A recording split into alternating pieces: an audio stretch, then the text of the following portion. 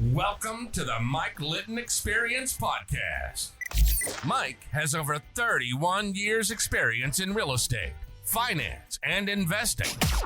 He's passionate about being a father, a teacher, a realtor, an investor, and a leader. Everyone has a story, and our passion is to help them tell it. And now, introducing the host of the Mike Litton Experience, Mike Litton. So what can you expect from the Mike Litton Experience? You can expect stories that will inspire, motivate, advice that will sharpen your focus, and expert information on real estate, finance, and market conditions. Zach Lemaster, thank you so much for being our guest on the Mike Litton Experience. Like we talked about before we hit record, everybody has a story, and our passion is to help them tell it. So with your permission, we're going to start with where you were born, go all the way up to today. And then we want to talk about some of the things you're doing with rental retirement. You're helping people in a major way. And I want to talk about the specifics of how that works. So thanks for being here, man. Yeah, Mike, it's a pleasure to be here. Big fan, and I appreciate you having me on. Absolutely. Thanks, buddy. So where were you born?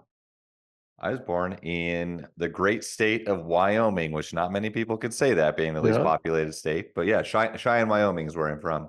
Now, are there more head of cattle in Wyoming than there are people? I would imagine so, because Wyoming's the least populated state, sitting around 600,000 people for the whole state. So I think that is a fair assumption. So Wyoming, the least populated state in the union, huh? I didn't know that about Wyoming. That's cool, man. Yeah, I mean, it's like, I don't know, somewhere like 12th or 13th largest landmass, for states, but least populated. So there's a lot of open area. But I enjoy it. We live in Colorado now, and I know we'll fast forward to that, but yeah, we love this part of the country for sure. Did you grow up in Wyoming? I did. So I grew up, a large portion of my life in Wyoming. I went to the University of Wyoming. Cool. Graduated and got a bachelor's degree in zoology and physiology, and went to, graduate school after that to become an optometrist, but moved out to Oregon. But yeah, Wyoming is, I spent a good part of my childhood there, so it's great. That's awesome, man. So what was your favorite thing about growing up there? We love the outdoors. I come from a family that's big into ranching and farming.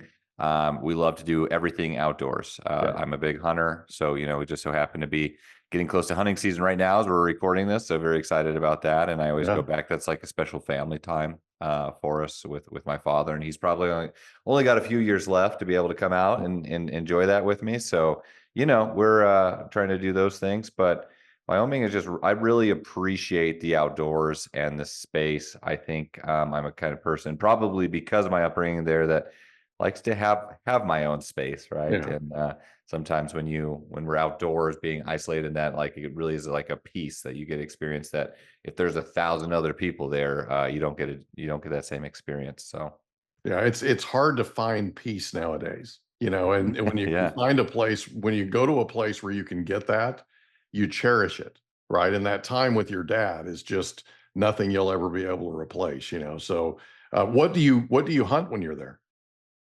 Big game, so antelope, deer, and elk. Mm-hmm. Cool. All right, cool. So you go every year? Every year. So this is the time of the year when your blood starts flowing, right? You start getting excited and getting ready to go. And we're 3 days. That's right. We're 3 days from antelope opener. We still have some family that does a lot of ranching and farming, and so we have access to their land, which is nice. And have a lot of really cool spots. And then, then next couple of weeks is deer, and a couple of weeks after that is elk. So yeah. That's awesome, man. That's cool. So question for you, growing up, who was the most influential person to you? Growing up, because this, I think, certainly can change throughout, different stages of your life. I was very fortunate that, I came from, we weren't poor growing up. We were like lower middle class, and my parents were both electricians. There was one point in time actually that my mother was the only working female electrician in the whole state. Oh, so, cool. they just always instilled on me. So, to answer your question, my parents for sure. Yeah. And I'm fortunate that I had a very good family life, and they worked extremely hard to provide for us. And that work ethic really carried over to me. And I saw how hard they worked. And, um, kind of getting further along in life, I think I appreciated my parents a lot more so in everything they sacrificed. It's funny how we realize that later, especially when we have our own children, right? Of how much our parents actually do and how much work kids are. But, Yeah. my a big part of our motivation, or my motivation in business and what we do in real estate and helping other people, is a simple fact that I saw my parents work their entire lives. And my dad, always taking overtime hours and things like this. And Mhm. unfortunately, his health declined before he was actually able to like truly enjoy his retirement. Yeah. But he'd always talk about his retirement, and it's like, oh, this thing that I'm always striving for, and I'm gonna have, and then unfortunately wasn't healthy enough to really enjoy it. And so it's like, Mhm. Too bad. it's kind of just a motivator for me to remind myself, like, Oh, hey, sure. work now, grind hard now, and create my own financial stability, right? Which Yeah. we've done through real estate investing and things like that. But my parents were very influential on me growing up, for sure. That's cool, man. The fact that you learned that from watching your dad is a big deal, right? It's a Yeah. big deal when you can learn lessons from other people's experiences. People don't always pay attention to things that they should, and that says a lot about you as a person. So, so in high school, did you have a favorite subject? I was always good at math. I was I guess in high school, in junior high, I was a little bit of a troublemaker, and then I experimented socially with it. I didn't pay so much attention to school, although I still did get pretty good grades. But I was always good at math and science. I really enjoyed science, and then that actually led me into college. I got a degree in physiology and zoology, as I mentioned, and I wanted to go down like kind of the medical route, which I Mhm. did. But during those years, I enjoyed math and science. So where did you go to college? University of Wyoming for undergraduate. And you chose that for what reason? Why'd you choose the University of Wyoming? Well, I think it was affordable. Okay. I So enjoyed in-state tuition? yeah, That happens, yeah. I had good scholarships as well. I applied for every scholarship. I was a hustler. I think that's something has really helped me do well in life, is just hustling and everything I did. And so I applied for just the most random scholarships even, but I actually ended up getting a lot of them. Some of them no one else applied for, but Yeah, Um, I thought that I was going down a path my parents, as many do. I was first generation to go to college, so no one right, before me had went to college, and so they're really trying to instill in me, get a good job, right? Go to college. Don't just get a degree, get a career, get a career. right. And so that's really, I was down like the medical path of becoming a doctor, which we did, my wife and I both. But that's kind of what instilled like the science path, yeah. So you go to school so you're undergrad at Wyoming, you you get your degree in physiology with an intention to go to medical school, right?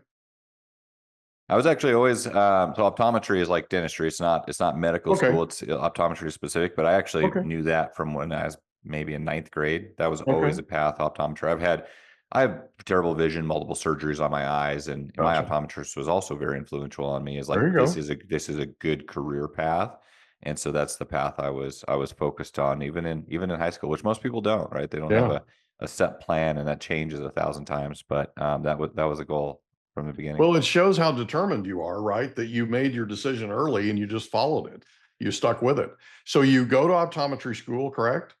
Yes. Yeah. Where did you go to school there?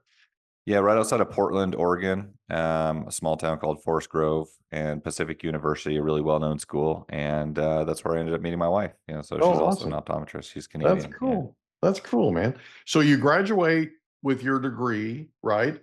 And do you become an optometrist after that? that's correct. So, yep, optometry school, undergrad 4 years, optometry school 4 years, get your doctorate degree. So 8 years of total school. I was on Air Force scholarship as well. So that's the HPSP Health Profession Scholarship Program. So immediately upon graduating, I was commissioned as a captain in the U.S. Air Force and spent 7 years there practicing. So that's my first career path is active duty Air Force. Awesome. So you sign up for the Air Force, you go to optometry school, then you go into the Air Force and you practice for 7 years, which is cool because it gives you a lot of real life experience, right? What was your favorite thing about being an optometrist in the Air Force? Yeah, there's a lot of things I could say that I enjoyed and didn't enjoy about practicing or about the military in general, but I certainly learned a lot of things. But I think the lifestyle with the military of not having to deal with insurance, because we worked in private practice, both my wife and I worked in private practice after I left the Air Force. Um, and yeah, dealing with insurance is a total pain in the neck. Yeah, So, no kidding. yeah, just not have to worry about the business aspect, or you just get to truly focus on patient care. And the reality is that you're actually pulled in a lot of directions, especially immediately being a captain, an O3, like you're given additional responsibility Yeah. beyond just your role. You never wear just one hat. So that's kind of actually interesting for me to have experiences in different capacities. And that's actually where I started investing in real estate. The first house I bought was my first year as a captain in the Air Gotcha. Force, and I used a VA loan, put no money down on a duplex, Mhm. lived in half, rented out the other half, and like that's where I got the real estate bug. But yeah. That's cool, man. So, so what was the single most important thing you learned in your 7 years with the Air Force? Put me on the spot with that one because that's a deep question, Mike. We But do that. We I do know that here. I see. No, let's force me to think here. Yeah. The single most important thing I learned, I think that's where I really developed. I think I've always been a social person and had social skills, but I think I probably learned, especially in a bureaucratic setting, dealing with the government, like how important like relationships are for Yeah. accomplishing what you want to accomplish, because you can wear different ranks and there's a whole systematic approach and procedures for like everything in the Mhm. military and the government, which can kind of be really inefficient. But if you want to really accomplish something, the way that you get it accomplished is your relationship with the people and place that you need to work with. And Mhm. so, that I think I really developed that skill, which carried into business and life in general. Yeah. So you end up leaving the Air Force after 7 years. What precipitated you leaving? And take us through that process. What was it that made you decide that it was time to move on? I had never had the intention of staying in forever. I mean, some people go in the military with the idea of doing their 20 years and Yeah. having, whatever their pension, which is, disappearing. And even now, the military no longer has a full pension program. Yeah. So it's a blended approach. So it's becoming less, favorable for people to stay in that long. But that was never the plan for me. I actually ended up staying longer than I thought I would because my initial commitment was only 4 years. Well, Um, why did you stay longer than you intended to? Oh, it was a combination of things. I think it was still a fact of like deciding on exactly what to do. And they kind of like dangle the carrot, right? Yeah. So, They have do that. little, They do yeah. that. So, that aspect of it. But the plan was eventually to like work in private practice. Yeah. But this is also during the time when we're starting to develop our business, rent to Yeah. retirement. And so we're starting to see things really take off with that. We had the intention of like having a little bit more control in our lives because you really don't in the military, right? I mean, Okay. to some degree you do, but you don't choose where you live and like some of the roles and career paths you go down. And I wanted more control. That's a big thing, both financially, but just in general. And so we wanted to move out to Colorado, Mhm. start a family, work in private practice, be our own boss, and really kind of pursue the rent to retirement career path that we did, and grow our business and focus on that with no distractions. So Yeah. that was a big catalyst So, behind what we did. so when did you start rental retirement? This is our eighth year, technically eighth year business, about Wow. 12th year of actually operating in the space that we do, but Gotcha. under the umbrella and the name Rent to Retirement. This is our eighth year in business. So we founded it in 2016. Um, and that was really kind of the whole purposes behind it is like basically we started investing, as I told you, Mhm. and I was stationed in North Dakota. Initially, I did a short stint in Germany at the Landstuhl base, the hospital there. But we basically started investing in real estate locally and really enjoyed it, right? It's a tangible asset. The numbers were really simple. Again, we bought a duplex and we're like, hey, this is cool. We moved out of that and bought another duplex, and then we Mhm. fully rented that duplex and just kind of kept doing that year after Mhm. year. And slowly got to a point within a few short years where we were able to replace our income. I mean, first to replace our expenses, call it Yeah. $3,000-$4,000 a month, eventually replace our income. And then now like exceed our income through just consistently investing in real estate. Kind of goes to point exactly what we were talking about previously, Mike, with the fact that like I chose optometry and I was very Mhm. focused on that and I stayed the course. Same thing with real estate. If you Mhm. stay the course, I believe it's the most predictable path to wealth. But we started investing out of state when I was still active duty because we realized that, hey, we don't really want to be tied to North Dakota where I was stationed, not only because we'll be moving at some point, but also there's probably better opportunity Yeah. out there, better markets, better investment opportunity. And so we started to invest out of state. And that wasn't a good experience at first. That was a bad experience because we went about it the wrong way. But that was really the foundation of rent to retirement, is learning how to evaluate a market, to build a team and systems in these areas and start investing in the best markets across the country, regardless of where we're located, and help other people do the same thing. So that was kind of the foundation there. Gotcha. If it's okay, I want to back up just for a second.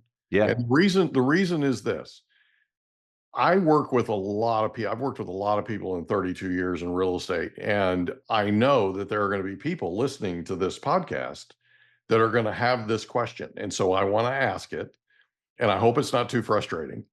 But when you decided to use your VA eligibility and you decided to buy a duplex, talk about the thought process going into that. And the reason I'm asking is not everybody who has VA eligibility decides to buy multi-units, right?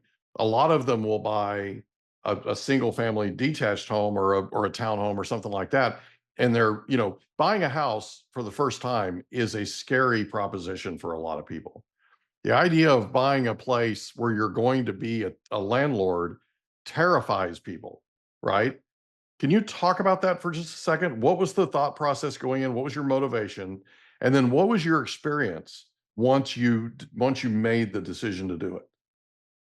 Yeah, that's a really good point because, yeah, a lot of people do, buy a single family house because they like the idea. The American dream is home ownership. Right. However, the argument is it certainly could be made that, from an investment standpoint, it makes more sense to buy a multi-unit property still Right. with the same financing options you have access to be able to cover your mortgage and eventually use that house as a rental property. I knew that going into it Okay. because we had studied real estate. I listened to all the Robert Kiyosaki stuff, as Okay. many people do, like, right, the Rich Dad Poor Dad, and Right. I had knew no, I always wanted to be financially literate and make smart choices. And so I knew going in that I wanted to buy a duplex. I was looking Okay. specifically for a duplex and evaluating the numbers where, hey, and it was a beautiful thing. It worked out awesome. Yeah. I mean, if we think about this for a second, I got to buy a house that I own with no Hmm. money down because I had a VA loan. And again, Right. you have to be military to have access to that. If you don't have access to a VA loan, all these same concepts apply with FHA or Yeah. some other, you know, buying where maybe you put 3 to 5% down, Right. right? So, but all the concepts apply where you can acquire, 2 to 4 units where you can live in one of those units and Mhm. rent out the other units to cover your living expenses, and eventually like move out of that and have that as a rental property. Right. And so I knew that going into it, but it worked out really, really well because I was able to, in a split level, so an up down house. I lived on the top unit and I rented out the basement level, which had a separate entrance, Hmm. and I was able to cover my mortgage and all my expenses. So I basically lived for free. I Okay. bought a house that I had 100% ownership of, that I put no money down on. I Hmm. wasn't paying rent or mortgage to anybody, right? Because the tenant was covering the mortgage, Right. and that house was growing in value every year through appreciation and the tenant paying the loan down. Hmm. And then I got additional tax benefits, right? And then when I moved out of that property, I put someone into that unit and rented the top unit for $1,500 a month, which basically netted me $1,500 cash flow a month, right? Because everything else was covered by the basement tenant. And I did that in 1 year, moved Yeah. out of the house in 1 year. So it worked out really well. I think some of the downsides were, is it always ideal to have to deal with a tenant? No, that's additional work, especially Right. living in the same, but you got to be a little selective on who you put into your unit. And like financially, it makes all the sense in the world. So many people think that they want to buy their forever home. And I think the average person moves every 6 to 7 years or Yeah. something like that. So Yeah. I mean, if you can buy a house that you can house hack, essentially, because that's a common term now, and rent out one of the units and live in the other. I mean, that's a great way to get started in real estate. Yeah. So what was your experience being a landlord for the first time? Were you nervous? Number one. Number two, what was the actual experience that you had your first time being a landlord? I wouldn't say that I was nervous per se. I mean, I'm kind of a ready, fire, aim type of person who just, figure it out, right? Build Okay. the parachute on the way down type of thing. And that served me really well in some cases and burned me in others. But hey, you figure it out, right? Life is a series of lessons. Same thing with real estate investing. But I think, I guess the first tenant, rented to, college student, really easy tenant, no issues. Second tenant, had to basically, they stopped paying rent and had to evict them. So people are fearful of, like, what do you do if that happens? Well, that can't happen, right? It's Yeah. not the end of the world. You go through a process. And that's also what reminds us now, like as a business and both on the personal side, we invest in states that are landlord friendly. So you can evict people very quickly if you need to. Right. But it's, you're not having to have someone squat in your house for a year without receiving rent, and then they damage. We hope you enjoyed another episode of the Mike Litton Experience. If you did, do us a favor, smash that subscribe button, tell your friends, family, and coworkers about our program, and wherever you get your podcasts, please leave us a rating. It helps us to connect with quality people just like you. And that's a wrap. Another episode of the Mike Litton Experience in the books. Reach out to Mike on Instagram at Litton Realty. Want to meet with Mike? Check out Calendly.com/Rio760.